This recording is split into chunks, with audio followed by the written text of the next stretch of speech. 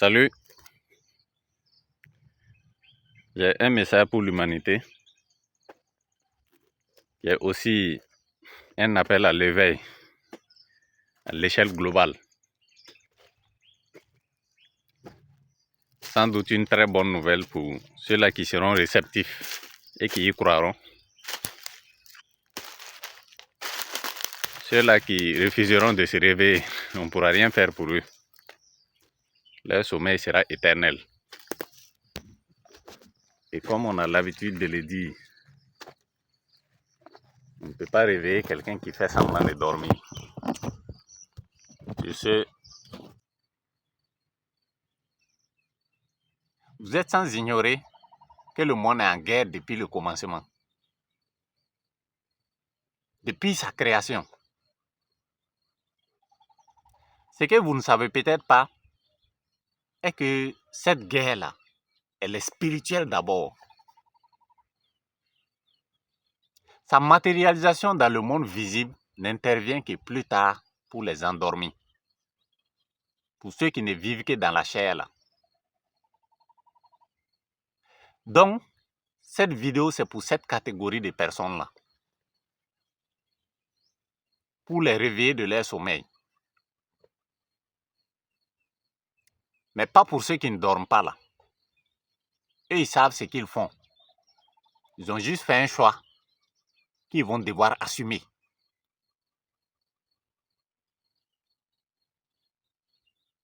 Chacun va payer en fonction du choix qu'il a eu à faire. Chacun va récolter ce qu'il a semé.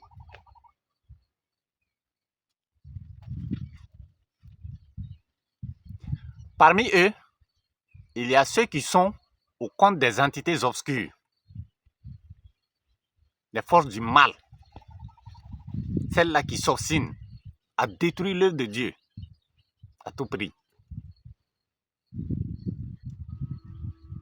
Ils utilisent bien sûr le mensonge, la fausseté comme couverture pour commettre tous les crimes imaginables.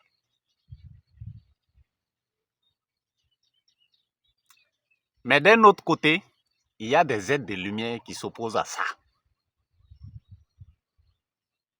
Ils sont malheureusement incompris et très combattus. Et ils sont en effectif très réduit. Mais la bonne nouvelle à ce niveau est qu'un seul d'entre eux fait trembler le monde. Je suis tombé sur une vidéo où Satan est sorti lui-même pour se défendre. Il dit pourquoi tout temps, c'est lui on accuse. Tout le monde l'accuse. Alors que souvent lui-même, il n'est responsable de rien. Bon, je ne le soutiens pas. Mais cette vidéo m'a donné matière à analyser.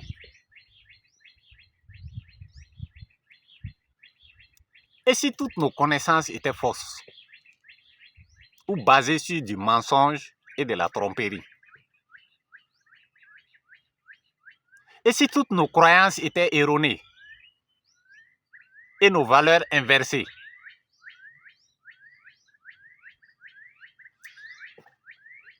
Quand je prends mon cas par exemple, moi qui suis de nature une personne calme, timide et très empathique, ceux qui m'ont connu le savent. Souvent, je ressens de la pitié pour ceux-mêmes qui me font du mal.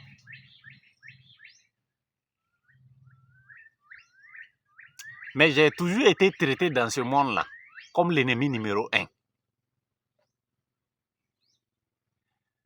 Dans la gendarmerie, par exemple, j'ai toujours été considéré comme l'un des plus indisciplinés. L'esprit rebelle, imperméable au commandement, le zélé, celui qui est la source de problèmes pour tout le monde. Et celui qu'aucun chef ne veut avoir sous ses ordres. Le plus détesté. Mais dans ça, ils reconnaissent par moments que je suis une personne très calme et silencieuse. Dans tout ça, je n'ai jamais pris la moindre fiche d'observation, encore moins une punition dans toute ma carrière là. Pourtant, j'ai subi des brimades pas possibles que je vais m'abstenir d'étaler ici. L'une d'elles, par exemple, c'est d'avoir été proposé 4 fois pour le même galon. Alors que selon leur propre texte là, c'est impossible. Dans leur texte, la limite c'est 3 pour ceux qui n'ont jamais été punis.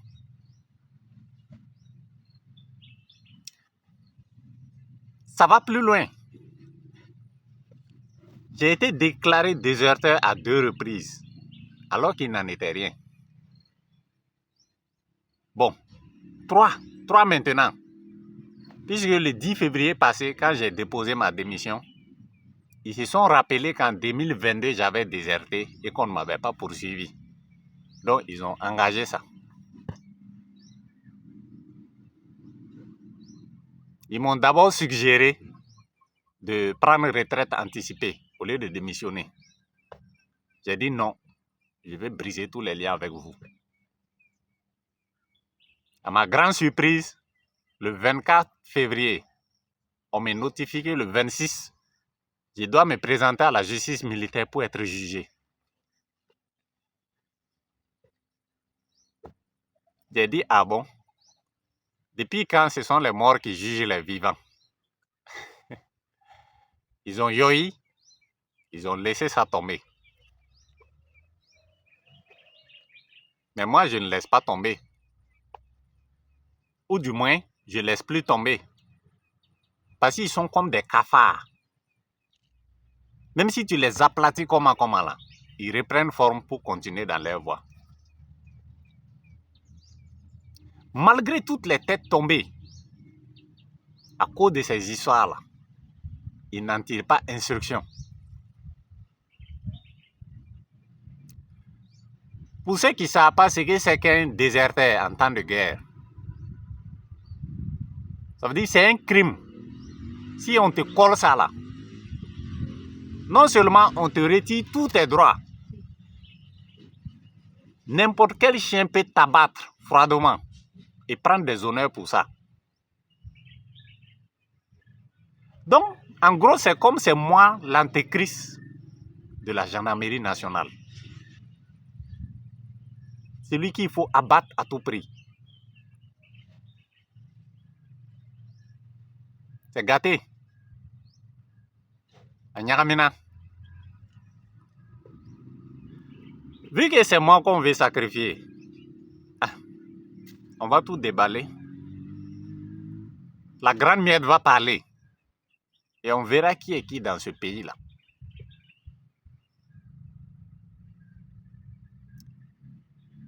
Je ne suis pas en train de fuir la justice en venant sur les réseaux sociaux là. Non.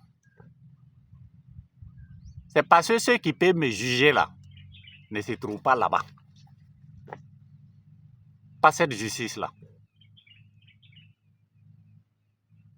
Moi, à part l'Éternel Dieu, je ne crains rien, ni personne. Et vous allez le comprendre. Je crois qu'il est temps d'annoncer la bonne nouvelle.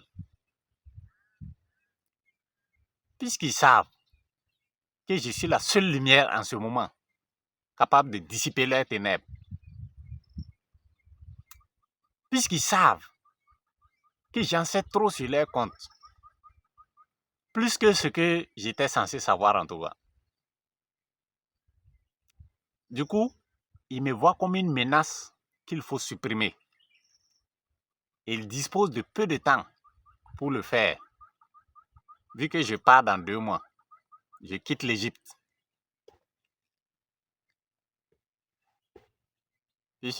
D'après leur texte, tant que je suis dans les rangs, ma vie ne représente aucun danger pour eux.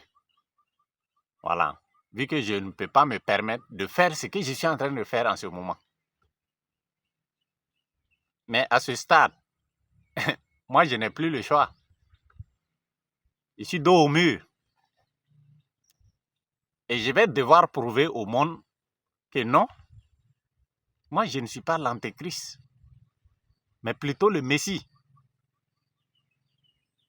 Et ça, c'est ce qu'il y a de plus facile à faire pour moi.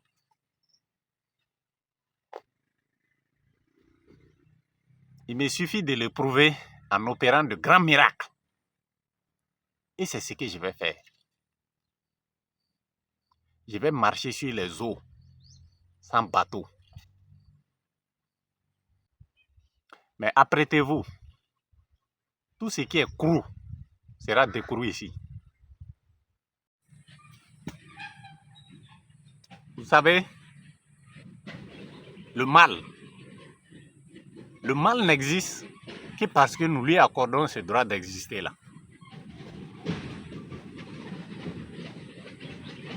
En lui donnant notre énergie, nous le nourrissons, nous le faisons vivre. Et en retour, lui, il nous détruit. Il nous tue à petit feu. Qu'est-ce qu'il faut faire? Je crois qu'il faut arrêter de le nourrir, tout simplement. Il va cesser d'exister. Malheureusement, c'est là qu'un véritable dilemme s'impose à nous. Du moment où tout le monde se fait passer pour Dieu, pour le bon, du moment où tout le monde se fait passer pour l'agneau, qui est le loup, on dit que la meilleure ruse du diable, c'est d'avoir fait croire que lui n'existe pas. Pourtant, il est là. Il vit avec nous. Il mange, il dort avec nous. Il nous manipule. Faites très attention. C'est pas pour rien on l'appelle le malin. Les chrétiens ont l'habitude de dire, c'est pas tous ceux qui crient Seigneur, Seigneur qui entreront au royaume des cieux. Mais Dieu merci, c'est très caractéristique, sont connus de tous. On sait que c'est un menteur, c'est un voleur, c'est un trompeur, c'est un assassin. Donc, il s'agira pour nous de déceler qui est dans la vérité et qui est dans le mensonge, qui est authentique et qui est l'usurpateur, qui œuvre pour le droit et la justice et qui incarne le mal. Mais ce n'est pas fini. Il faudra dans un second temps suivre chaque individu pas à pas, jour après jour, pour voir qui est intègre dans ses voies. Surtout ça. Vous savez pourquoi? Parce que l'objectif du diable n'est pas a priori d'exterminer le juste, mais de l'appâter, de le séduire, de le recruter, tout en le maintenant blanc aux yeux du peuple, à travers la distraction. De sorte qu'on ne se rende jamais compte à quel moment ce dernier a viré dans les ténèbres et est devenu un de ses disciples clés. Ce n'est que lorsqu'il échoue à ça qu'il passe au plan B. C'est-à-dire le charger de persécution,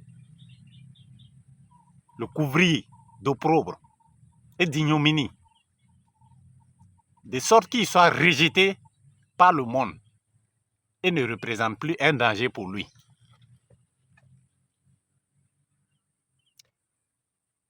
Si malgré tout ça, il arrive à sortir la tête de l'eau, à se relever, à se blanchir un peu, c'est là que s'enflamme sa jalousie. Il va chercher à l'éteindre maintenant. Au nom de la justice pour tous les opprimés, les pauvres, les malheureux, les orphelins, les veuves,